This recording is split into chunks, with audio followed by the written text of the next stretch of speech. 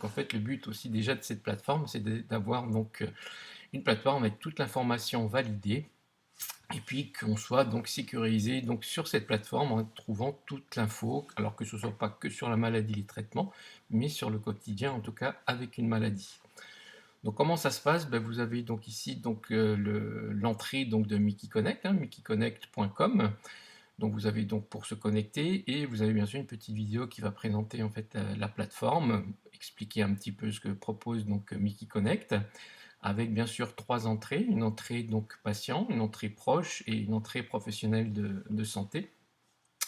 Et puis, ben, c'est vrai qu'on est fier de le dire, c'est qu'on a remporté le prix Galien donc 2018, comme un prix qui est assez renommé.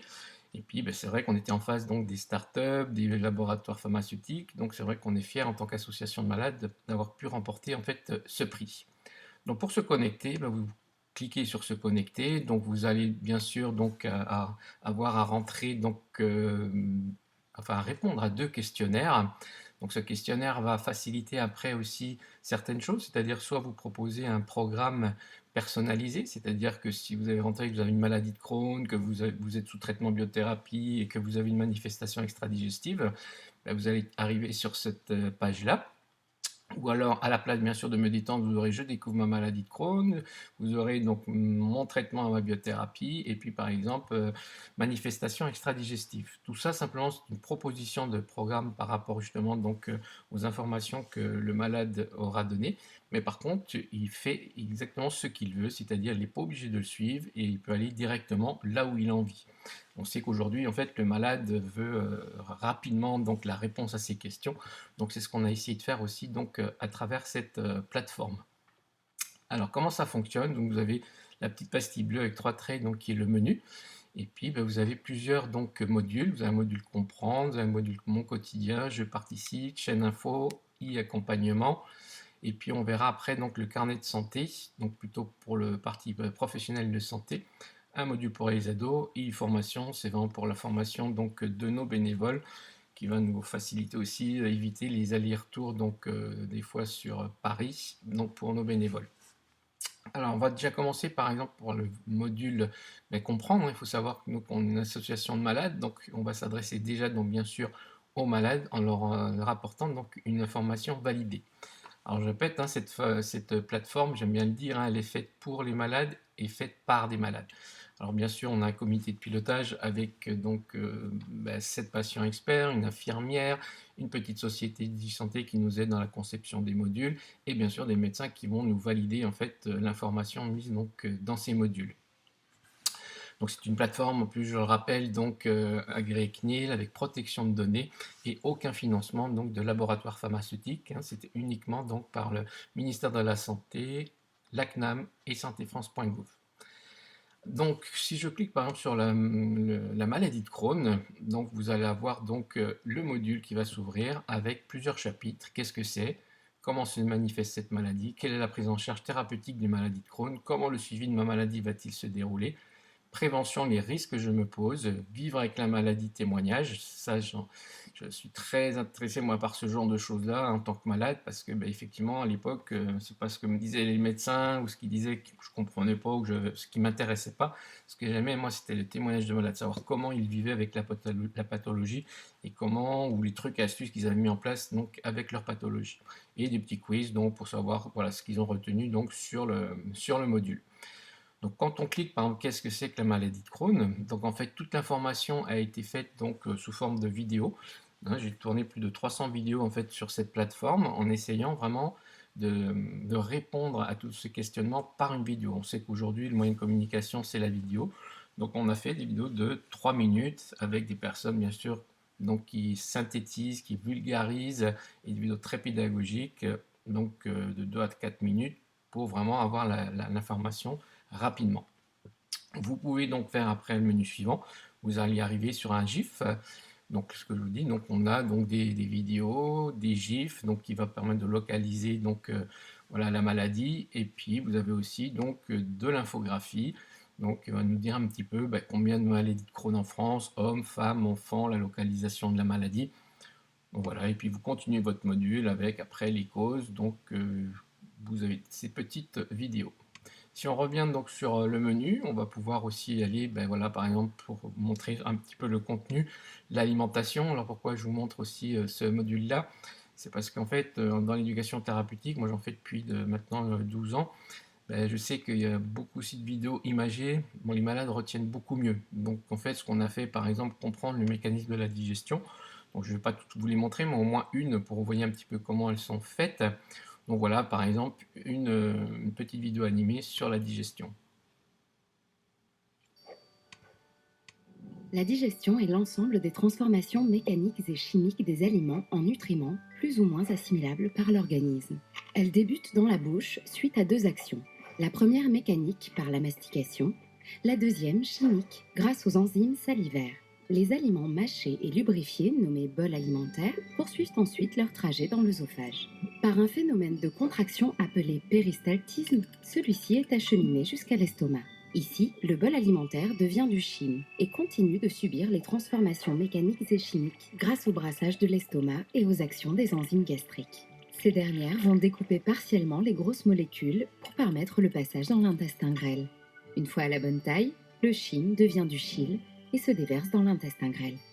À ce stade de la digestion, les sucs libérés dans l'intestin continuent ce découpage, ce qui permet d'assimiler 95% des aliments en absorbant les protéines, lipides, glucides, vitamines, minéraux et oligoéléments, ainsi qu'environ 8 litres d'eau.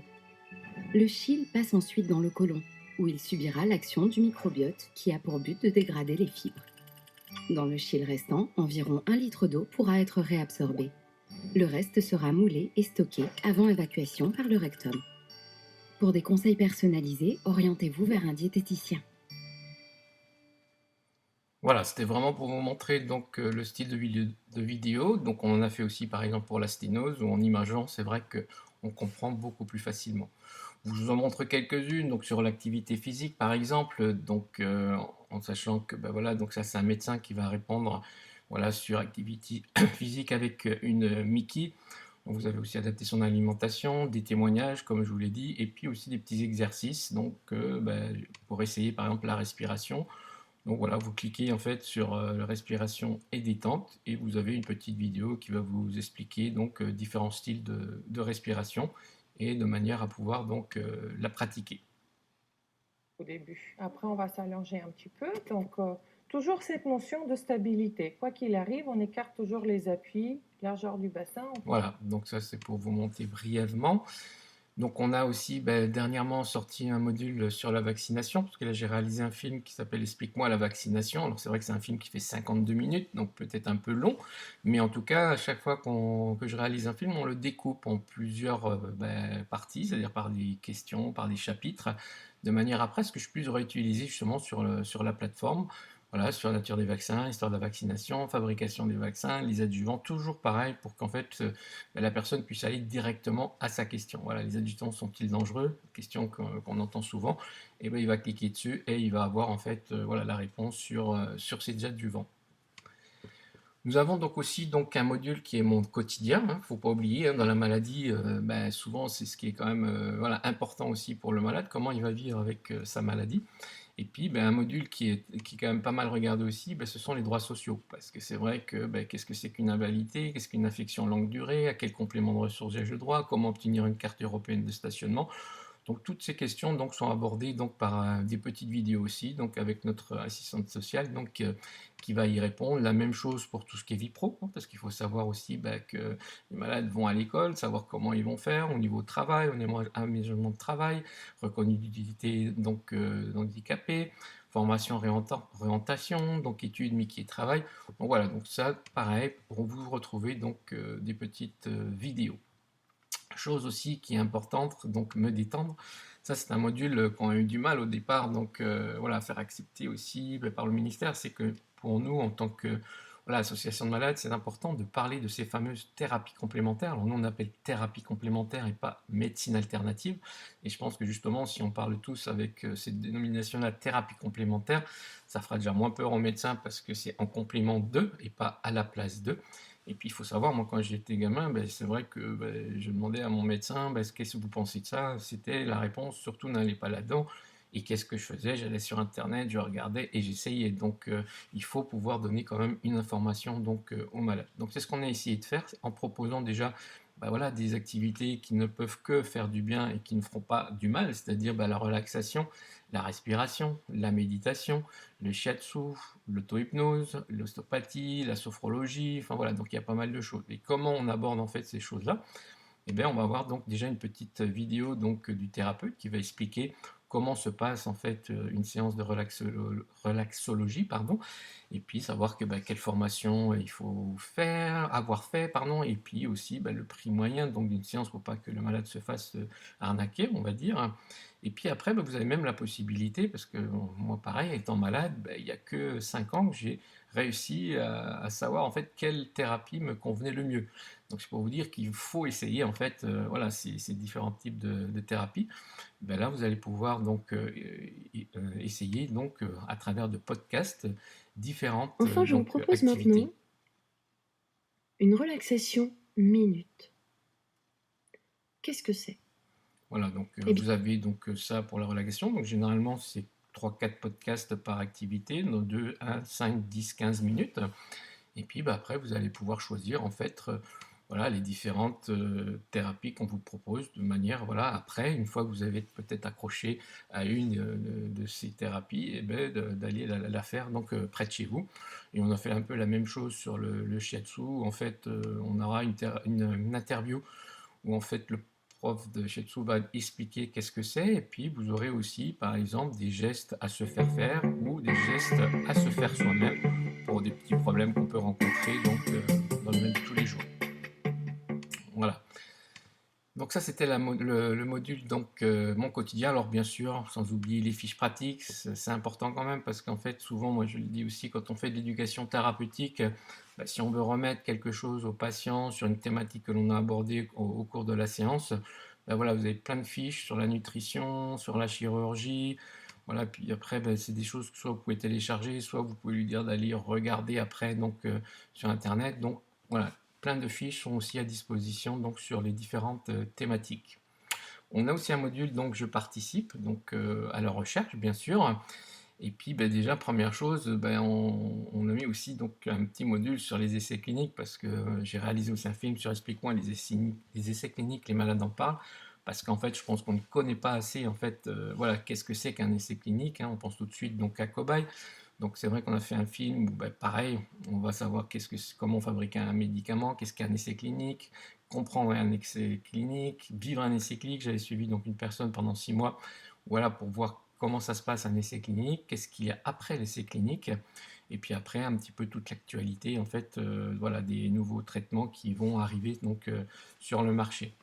Et tout ça pour dire, et c'est important aussi qu'on puisse le consulter, parce que comme je l'ai dit, il y a une entrée malade, une entrée proche, et ça c'est important, parce que souvent je m'entends dire des malades qui vont voir leur gastro, qui lui proposent un essai clinique, et le malade dit oui, mais il a une semaine pour réfléchir, puis quand il revient, il me dit non, finalement je ne veux pas le faire, parce qu'il y a aussi l'influence des proches, parce qu'ils sont inquiets pour lui, donc en fait il faut aussi sensibiliser les proches. Là c'est aussi une manière de leur montrer aussi qu'est-ce que c'est qu'un essai clinique et puis justement de pouvoir les informer. On a la déclaration bien sûr des effets indésirables qu'on l'on peut faire aussi. Donc Mickey Connect, ça comme je le répète, hein, c'est une plateforme évolutive. Donc ça veut dire que on peut laisser donc des petits questionnaires justement pour savoir qu'est-ce que pensent en fait les utilisateurs donc de Mickey Connect, qu'est-ce qui manque. Et nous ça fera notre prochain travail, hein. La dernière fois on avait beaucoup de demandes sur donc projet d'enfant. Et bien on a créé en fait ce module projet d'enfant parce qu'on voyait qu'il y avait beaucoup de demandes au niveau donc des questionnaires. Vous allez retrouver donc une chaîne info, donc ça c'est vraiment donc la com un petit peu donc de tout ce que l'association François au Petit fait, c'est-à-dire que là le film, un film que j'avais réalisé sur le microbiote avec des projections. Vous avez notre salon Chronerciage aussi donc qu'on retrouve tous les ans. Vous avez, on va tourner aussi des petites vidéos donc dans les différents colloques européens ou mondiaux. Voilà, donc ça c'est vraiment l'actualité donc de la plateforme. L'AFA, vous verrez tous les différents services donc de l'association. Et là on arrive sur la partie donc e-accompagnement. Pardon. Donc en fait, on va expliquer déjà qu'est-ce que c'est que le e-accompagnement. Voilà, parce qu'il faut savoir qu'on fait de l'éducation thérapeutique à la FA depuis maintenant une dizaine d'années. Et puis, c'est vrai que moi, je m'entendais dire à chaque fois, Monsieur Vallet, vous êtes gentil, vous faites ça au CHU, mais nous, on a 100 bornes du CHU, comment on fait pour pouvoir bénéficier de cette ETP? Ou alors, Monsieur Vallet, vous êtes gentil, vous faites ça donc la journée, on est malade, mais on travaille, donc comment on peut bénéficier? Et sans parler, bien sûr, des malades donc, qui n'ont pas forcément envie de retourner à l'hôpital, déjà qu'ils y vont pour un, voire deux, voire trois spécialistes. Donc, c'est toujours compliqué de les faire revenir pour des séances d'éducation thérapeutique. Et puis, souvent aussi, trouver une place au CHU, une place de parking, c'est compliqué. Des fois, c'est une demi-heure donc pour tourner et trouver une place. Donc voilà, c'était d'essayer aussi de leur apporter cette éducation thérapeutique qu'on va appeler pour le moment e-accompagnement, parce qu'on n'a pas encore le droit donc, de faire de l'ETP donc, en ligne. Et puis déjà, c'était de présenter qu'est-ce que c'était donc ce e-accompagnement. Donc je vais vous montrer aussi cette petite vidéo qui fait de 3 minutes. Atteinte d'une maladie inflammatoire chronique de l'intestin, je me pose de nombreuses questions au quotidien, sur mes droits, mon travail, mon alimentation, mais aussi sur ma maladie. Des difficultés que je n'ai pas toujours le temps d'aborder avec mon gastro-entérologue ou auxquelles il ne sait pas répondre. Par ailleurs, les programmes d'éducation thérapeutique que l'on m'a proposés sont loin de chez moi ou à des horaires contraignants. Je me suis alors tournée vers l'AFA Crohn RCH France, qui propose un service d'e-accompagnement Mickey Connect avec des intervenants disponibles partout en France. Dans un premier temps, je me suis géolocalisée sur la carte afin de trouver un contact de l'AFA près de chez moi. On s'est rencontrés pour échanger de vive voix et ainsi mieux cerner mes attentes, une étape indispensable pour commencer mon suivi. Nous avons poursuivi nos rendez-vous par webcam sur Mickey Connect. J'ai aussi découvert sur cette plateforme différents modules d'information avec des fiches pratiques, des vidéos, des témoignages. Et j'ai même eu des rendez-vous avec des experts qui ont répondu à toutes mes questions, notamment une diététicienne et une assistante sociale. Ou encore des rendez-vous collectifs avec d'autres malades avec lesquels on peut parler de tout, sans tabou. Autant de ressources qui m'ont appris jour après jour à mieux gérer mon quotidien avec ma Mickey. Je sais désormais que je ne suis plus seule face à la maladie. Voilà, c'est vraiment pour déjà expliquer, donner envie aussi, bien sûr, donc, ce e-accompagnement. Et donc une fois que vous avez compris ce que c'est, vous pouvez géolocaliser par exemple déjà où sont les programmes d'éducation thérapeutique, où sont donc les fameux patients experts. Alors pardon, c'est vrai que c'est un petit peu compliqué, donc voilà.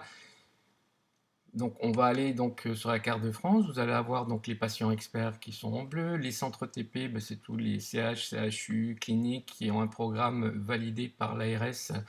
Et puis là en jaune, on est en train de constituer bien sûr un réseau sur les diététiciennes, donc pour vraiment parler la même parole donc sur Mickey et alimentation. Donc voilà, ça vous permet de géolocaliser, puis dans l'avenir, bien sûr, on va essayer de plus en plus référencer, pourquoi pas, les psychologues, les sophrologues, voilà, toutes les personnes ressources dont les malades auraient besoin. Donc voilà, en gros, donc la partie donc accompagnement. Alors, je vais pas trop développer ça parce que pour le moment, donc on a commencé nous ce accompagnement maintenant il y a 2 mois. Donc ça faisait 1 an qu'on travaillait dessus. Donc on a sorti donc ce e-accompagnement en séance individuelle. Donc on a à peu près une quinzaine de malades qui sont suivis par nos patients experts. On en a à peu près 15 qui font donc du e-accompagnement. Et on travaille en fait comme si on faisait de l'éducation thérapeutique, c'est-à-dire avec des diagnostics éducatifs, les fiches de suivi, enfin voilà, pour être vraiment prêt, donc dès que la IETP sera autorisée par les ARS. Donc actuellement, on travaille sur des feuilles papier pour voir un petit peu les problématiques qu'on rencontre avant d'informatiser en fait tous ces documents. Et après, dans l'avenir, voilà, vous pourrez télécharger vos fiches. Là, par exemple, aussi, on a sorti cette petite échelle d'évaluation pour savoir vraiment tout de suite où est la problématique du malade. On va essayer de le faire remplir à chaque séance. C'est-à-dire qu'il a un petit curseur, comme sur l'échelle de la douleur. Il va dire où il en est sur sa santé physique, sur sa santé psychologique, sur sa santé affective. Et puis là, vous allez voir tout de suite, voilà, si le curseur est entre 0 et 2, vous savez que vous allez peut-être commencer par ce module-là parce que vous voyez qu'il y a quand même une grosse difficulté. Et puis, ça permet aussi de le faire remplir à chaque séance et puis de voir que, entre-temps, vous l'aurez orienté vers, je sais pas, une personne ressource, soit une psychologue, soit un patient ressource pour un témoignage. Et puis, vous voyez que la séance d'après, c'est monté à 6. Donc, on voit que, voilà, il y a une nette amélioration. Donc, ça peut aussi faire office d'évaluation. Donc, voilà donc un peu le module e-accompagnement. Après, je vais donc revenir sur la partie donc mon carnet de santé, parce que alors effectivement, il y a encore beaucoup de choses à faire. Donc, comme nous, on est une association de malades, effectivement, on a vraiment développé la partie donc malade, hein, bien sûr, mais on voit aussi qu'il y a énormément à faire donc sur la partie professionnelle de santé. Alors bien sûr, le professionnel de santé, il peut venir chercher de l'information aussi donc dans les différents modules, voilà, dont je vous ai parlé, parce que ça peut être aussi abordé, par exemple, un atelier d'éducation thérapeutique en commençant par une petite vidéo, enfin voilà, ce genre de choses-là. Mais là aussi, il y a une partie donc professionnelle de santé où je vais par exemple me surveiller. Donc ça veut dire que le médecin pourrait très bien dire à son malade, ben voilà, vous allez me remplir en fait ce petit score donc toutes les 3 semaines.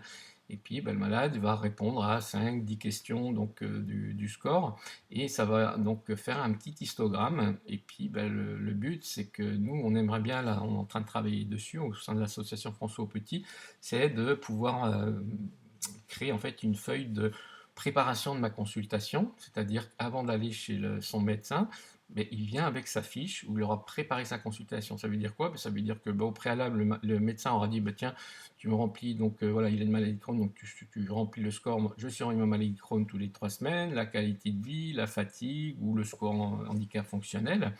Et puis, eh ben, quand il va faire print sur sa préparation de sa consultation, eh ben, vous allez avoir un petit histogramme donc, qui va montrer un petit peu qu'est-ce qui s'est passé entre le dernier rendez-vous et le rendez-vous d'aujourd'hui. Ça va permettre aussi, moi qui fais de l'éducation thérapeutique maintenant depuis 10 ans, et souvent les malades, à chaque fois, c'est oh, j'ai oublié de poser la question donc, à mon médecin, donc je leur dis mais notez sur un petit bout de papier pour que justement vous y pensiez. Ben là, ça va être aussi possible de noter ces questions au fur et à mesure, c'est-à-dire s'il a rendez-vous dans 4 mois, ben voilà, il a une question le premier mois, une question le deuxième mois, ben il les note, et puis quand il va refaire print, eh ben, toutes les questions sont affichées, il y aura des petits histogrammes, et je pense que là, on pourra encore faire gagner du temps donc au médecin, parce qu'il aura sa fiche avec qu'est-ce qu'il doit aborder justement dans son consultation, quelles sont les questions que se pose en fait le malade, et puis il aura devant lui en fait qu'est-ce qui s'est passé en fait depuis la dernière consultation. Donc ça, voilà, c'est vraiment la partie, donc je me surveille. Bon, après, je vous parle pas, il y a mon agenda, il y a les documents, donc ça c'est un peu le mini DMP, on va dire, hein, c'est-à-dire que le malade peut créer ses catégories, c'est-à-dire donc les IRM, la prise de sang, tout ce qui est cardiologie, coloscopie, chirurgie, et puis après les documents, une fois que vous les enregistrez, vont se classer donc par date en tout cas, donc c'est facile de s'y retrouver. Vous pouvez les télécharger, vous pouvez les envoyer aussi donc à votre médecin, si le malade est d'accord, si le médecin donc est d'accord. Donc c'est vraiment ça toute la partie en fait e-document, checklist. Ben, par exemple, vous pouvez vous faire des petites checklists voyage par exemple. Vous savez que quand vous partez en voyage, ben, surtout pas oublier ça, ben, ce sont des petites checklists toutes prêtes. Donc vous savez que vous partez en voyage, soit vous l'imprimez et comme ça vous suivez vos petites checklists. Voilà, des trucs un petit peu facilitateurs en tout cas donc de ça. Après, donc, on vend souvent cette plateforme, donc vraiment donc, une plateforme d'accompagnement, mais c'est une plateforme qu'on va pouvoir utiliser avant, pendant et après.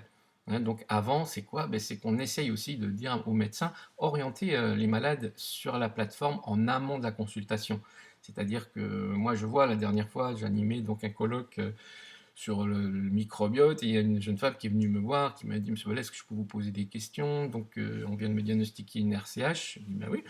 Mais elle avait 35 questions. J'ai passé 40 minutes à lui répondre à toutes ces questions, et en sachant qu'à chaque fois que je lui répondais à une question, ben, c'était sur Mickey Connect. Donc, je me disais, si voilà, on pouvait orienter les malades sur cette plateforme, bah, sur ces 35 questions, il y en aurait peut-être plus de 5 que soit elle n'aurait peut-être pas compris, soit qui ne sont pas encore sur la plateforme, et ce qui va permettre aussi de faire gagner du temps donc aux médecins. Et ça, c'est pas moi qui le dis, parce que la première fois que j'ai tourné les premières vidéos donc sur la maladie de Crohn, j'ai été voir un gastro donc libéral, et puis je lui expliquais un peu le but de la plateforme, et il me disait, ben, moi, ce que j'ai fait, j'ai créé en fait un PowerPoint, et je l'envoie une semaine avant ma consultation, je gagne 10 minutes à un quart d'heure sur ma consultation.